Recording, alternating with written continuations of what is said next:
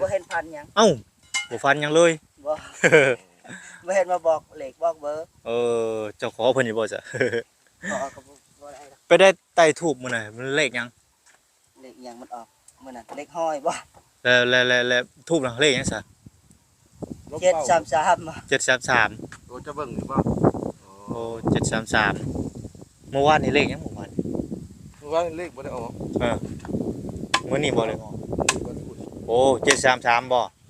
จะเบิ่งบ่อ่านแม่นบ่ล่ะ733น่ะก็ละเขาก็มาเบิ่งก็สิเบิ่งก็ไว้นั่นแล้วแต่เบิ่งในหนึ่งคือ7 1 7ให้ประมาณ133ก็มีจักก็ได้นะมีแต่ว่าเดาเลข7กับเลข1คล้ายๆคือกันคล้ายๆคือกันเนาะมีแต่ชื่อ2 33นี่ฮู้แน่นอนเนาะ33อัน33นี่เต็มๆเลย33หรือก็ประมาณนั้นแหละ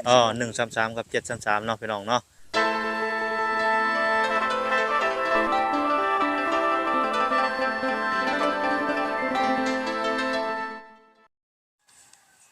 น้องพี่น้องเปิดภาพมามื้อนี้ก็ตอนน้องพี่น้องอากาศตอนเช้าๆก็สิเย็นๆเนี่ยจักหน่อยน้องพี่น้องเนาะก็คือมาพบมาพ้อในกันมื้อวันพุธวันที่30พี่น้องเนาะเดือนเมษายนก็นี่แหละพี่น้องก็เข้ามาหาอัปเดตทางไอ้แก้วเพิ่นคือเก่าคือเดิมเนาะเนื่องจากได้กระต๊อบใหม่นอนมื้อครั้งแรกเพิ่นสิพันดีบ่หรือว่าจังใดน้องพี่น้องเนาะกับทักทายสบายดีเด้อพ่อแม่พี่น้อง FC กันเบิดสุขุสุคนเนาะพี่น้องบ่ว่าสิอยู่ใกล้หรืออยู่ไกลบ่ว่าสิเป็นพี่น้องฝั่งลาวฝั่งไทยบ่ว่าสิเป็นพี่น้องทางต่างประเทศก็ยินดีต้อนรับเข้าสู่ช่อง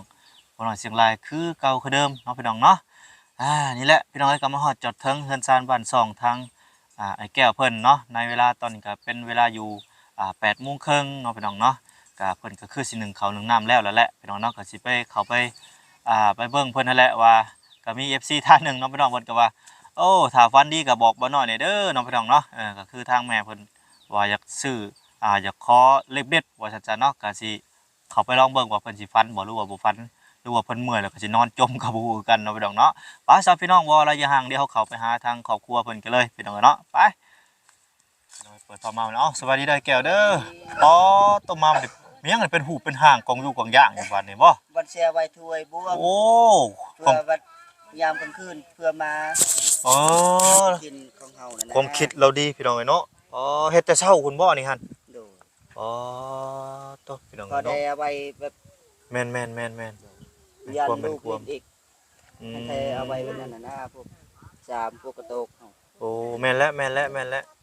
ดีแล้วอยู่ในบ้านก็ลูกอีกโดยเนาะก็ใส่ชั่วคราวก่อน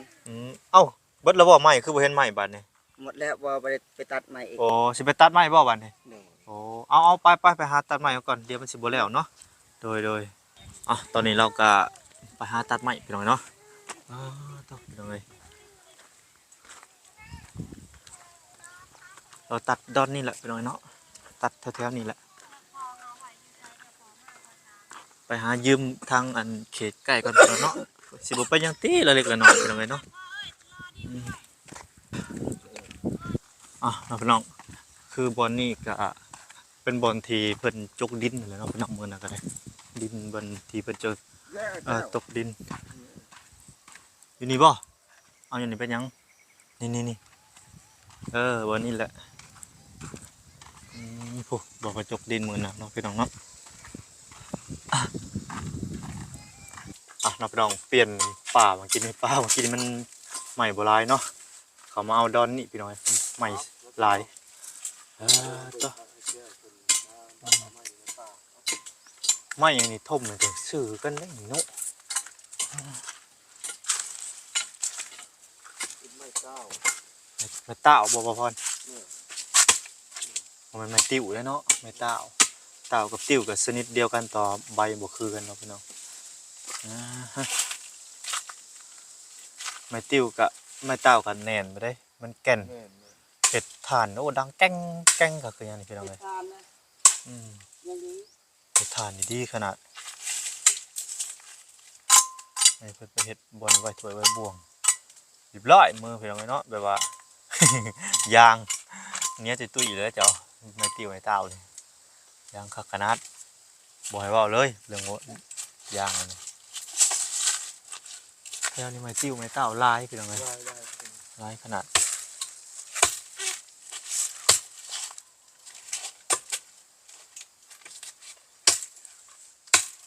ผ้าจะเข้าเนาะ โดย ซื้อ บ้า บ้าน หรือเปล่า เมื่อวานนี่ โอ้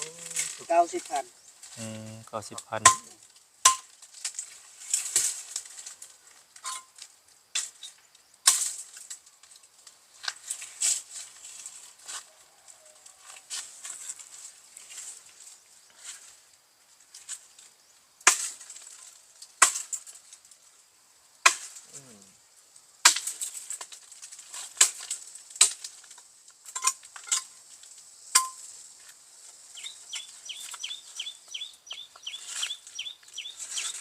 เอาไม้อื่นนำบ่ได้บ่ไอ้แก้ว ได้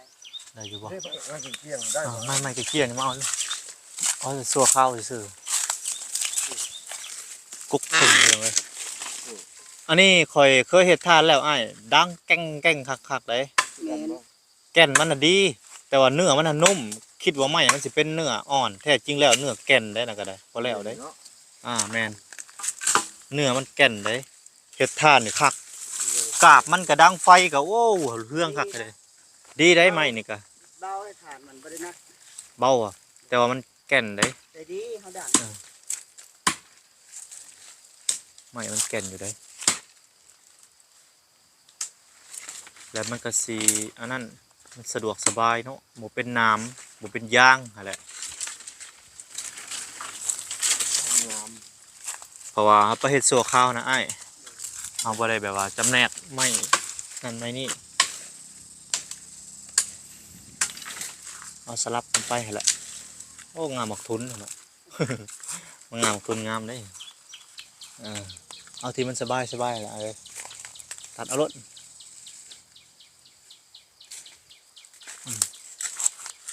ดี มันก็ได้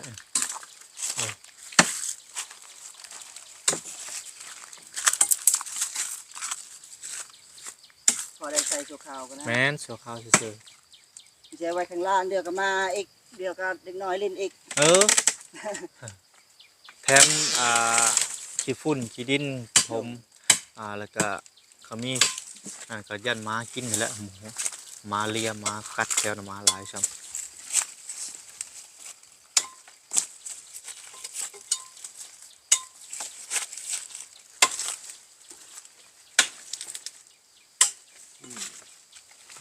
บาทเนี่ยเดี๋ยวตัวเราก็ได้บักเอาโรทาง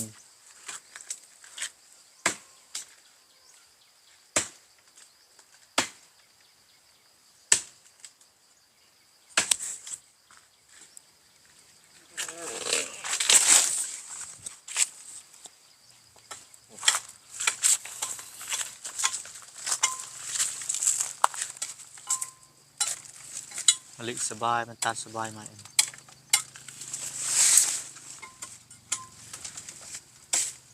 ไม่ทมบ้านบ้านน้อยมันไปต้อง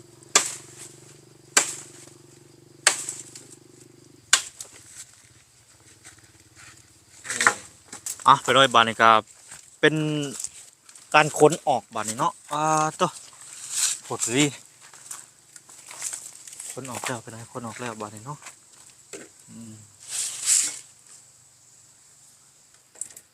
ไอ้บาทเนี่ยตัวบรรทุกออกแล้วเป็นไงไหม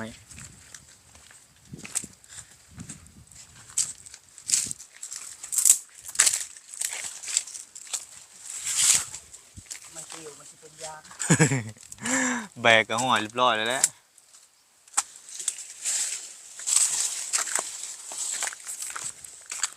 พี่น้อยเนาะนี่ก็และบอลโลตัดใหม่ก็ได้พี่น้องป่าแถวนี้แหละสบายเพิ่นก็อาจสิบ่ให้ดอกพี่น้องตัดละเล็กละน้อยเนาะพอได้เฮ็ดห่านใส่ถ้วยใส่บ่วงว่าซั่นซะพี่น้องเนาะ ขึ้นหลังจังได๋ สิฮอดแล้วพี่น้องบันทางกระต๊อบทางไอ้แก้วเนาะแล้วมาแล้วห่านถ้วยบ่วงพี่น้องเนาะโอ้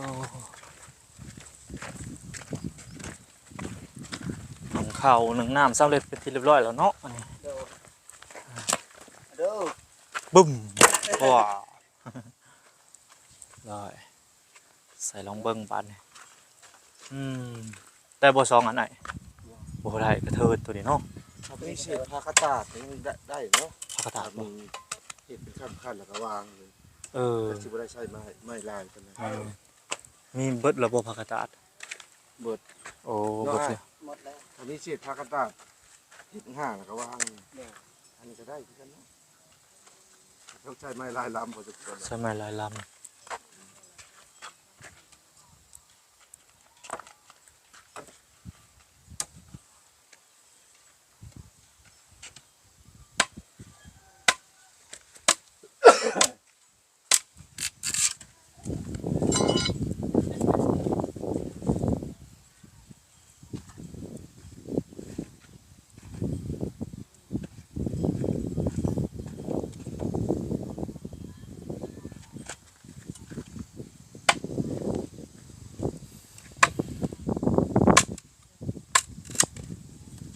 ลมอยู่ตอนเช้านี่สีลมอยู่เย็นอยู่เลยตอนเช้านี่ตอนเที่ยง มา มา 10 โมง เฮ้อตอนเที่ยงมานะโก้ยเนาะ เป็นได้ได้เนาะ ลืม นอนหลั ถา บ ม สบายดีอยู่ รับสบายดี แต่บ่เห็นพันหยัง เอ้าบ่ฟันหยังเลย บ่บ่เห็นมาบอกเลขบอกเบอร์ เจ้าขอเพิ่นอยู่บ่จ้ะ บอกก็บ่ได้ดอก ไปได้ไต่ทูบมื้อน่ะมันเลขหยัง เลขหยังมันออกมื้อนั้นเลขห้อยบ่ แล้วทูบน่ะเลขหยังซะ 733บ่ 733 โอ้จะเบิ่งหรือเปล่า โอ้733เมื่อวานนี่เลขหยังเมื่อวาน ว่าเลขบ่ได้ออก มื้อนี้บ่เลขออกโอ้733บ่ จะเบิ่งว่าอ่าน แม่นบ่ล่ะ733น่ะ ก็ละเขาก็มาเบิ่งก็สิเบิ่งก็ไว้นั่นแล้วแต่ เบิ่งในหนึ่งคือ7 1 เออ 7ให้ประมาณ1 3 3ก็มีจักก็ได้นะ อ๋อมีแต่ว่า คล้าย เดา เลขเจ็ดกับเลขหนึ่งคล้ายๆคือกัน โอ้คล้ายๆคือกันเนาะมีแต่ชื่อ เจ้า ซอง ซ้ำๆนี่ฮู้แน่นอนเนาะ 33 อัน 33นี่เต็มๆเลย ซ้ำๆหรือ ชัด ซ้ำ ก็ประมาณนั้นแหละ 133กับ733เนาะพี่น้องเนาะก็มี ก็มี FC ท่านหนึ่งหรือว่ามีแม่ท่านหนึ่งก็ได้คอมเมนต์มาว่าโอ้ถามเลขนำมันบอกแก้วมันเด้อว่ะ เพิ่นฝันหยังหรือว่าเพิ่นได้เลขหยังประมาณนี้เนาะพี่น้องเอาก็เสียงเบิ่งพอหอมปากหอมคอเนาะพี่น้องเนาะก็สิประมาณนี้แหละ ๆเด้ก็จะแล้วเนาะก็เอา แล้ว มาอีกชุดหนึง ม ได้ครึ่งหนึง เออใกล้แล้วพี่น้องก็สิแล้วแหละบัดนี้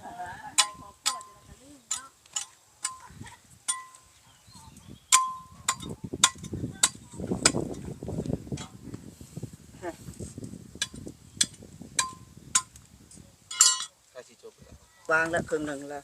พอได้แล้วพอได้วางครึ่งหนึงแล้วเนาะ เดี๋ยวคอยเสริมใหม่อีก แม่นนั่นก็ค่อยเสริมอีกอันนี้ก็คือสิเป็นพื้นเนาะ พื้เอาไว้นึ่งข้าวตอนเช้า แม่นแล้วพื้นก็ตอนเช้าเดี๋ยวเจ้าไหนก็ฮอดยามฝนแหละพี่น้องเนาะก็อาจสิใส่เตาแล้วบัดนี้ใส่เตาใส่ถ่านเนาะแบบนี้ก็ได้อ้ายเขาว่าเจ้าอันนี้ไม้นี่คือเพิ่นสิบ่ฮู้ว่าติเนาะไม้ฟอนหลอกๆแหลกๆนำมันนี่เด้มาแล้วก็มาต้มให้เป็นทางก็ได้เขาอย่างประหยัด เพ ก็ ราะ ได้ ว่าสิเฮ็ดเตาน้อยๆนะนะ เตาน้อยๆยัด คือ ใส่ ข้าวนะ ยั นะ ด ประ ใส่ มาณ